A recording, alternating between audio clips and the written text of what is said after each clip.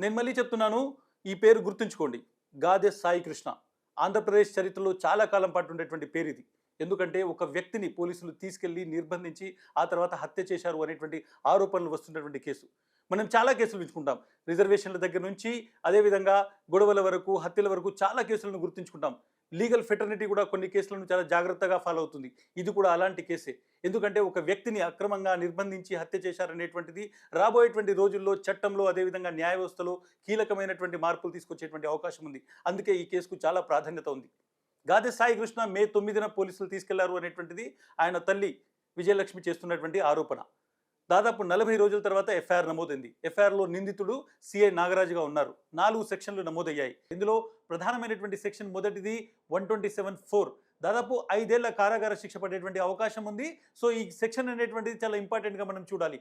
ఎందుకంటే ఈ కేసులో ఎవరినైతే ఇక్కడ కస్టడీలోకి తీసుకున్నారో అక్కడ చిత్రహింసలకు గురి చేశారో దానికి సంబంధించినటువంటి సెక్షన్ ఇది. మరొక సెక్షన్ 127(6). ఈ సెక్షన్ ఆధారంగా గరిష్టంగా 3 ఏళ్ల శిక్ష పడేటువంటి అవకాశం ఉంది.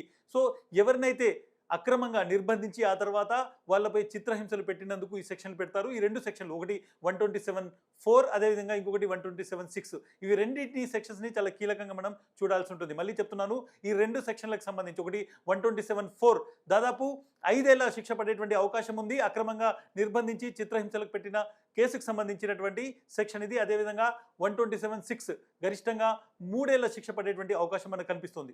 మూడో సెక్షన్, ఈ మొత్తం కేసు ప్రాణం అందులో ఉంది, చాలా కీలకమైనటువంటి సెక్షన్. అది 103(1). ఇది హత్యకు సంబంధించినటువంటి సెక్షన్. అంటే గతంలో ఐపీసీకి సంబంధించినటువంటి 302కు ఈక్వల్గా ఉన్నటువంటి బిఎన్ఎస్ సెక్షన్ 103(1). ఈ సెక్షన్ ప్రకారము ఒక వ్యక్తి మరణానికి కారణం కావడము, అతన్ని హత్య చేయడం అనేటువంటి ఆరోపణలు దీంట్లో ఉన్నాయి.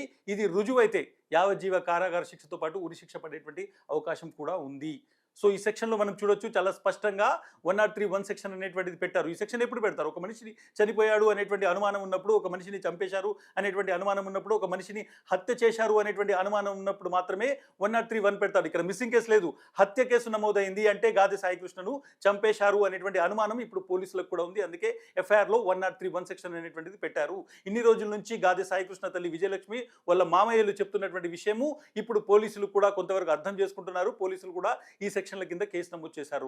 చివరిగా ఒక సెక్షన్ ఉంది, అది సెక్షన్ 238, బిఎన్ఎస్ 238. ఈ సెక్షన్ ఏం చెప్తుంది అంటే, ఎవరైనా ఒక అక్రమ నిర్బంధంలో అంటే జ్యుడిషియల్ కస్టడీలో ఉన్నప్పుడు వాళ్ళు మాయమవడం కానీ, వాళ్ళకు గాయాలు కావడం కానీ, వాళ్ళు చిత్రహింసలకు గురి కావడం కానీ, వాళ్ళు చనిపోవడం కానీ జరిగితే మెజిస్ట్రేరియల్ విచారణ జరగాలి అని చెప్తుంది. ఇది శిక్ష వేయమని చెప్పదు, మెజిస్ట్రేరియల్ విచారణ గురించి చెప్తుంది. అంటే ఈ కేసును ఎలా విచారించాలి, ఎవరు విచారించాలి అనేటువంటిది సెక్షన్ 238 చెప్తుంది.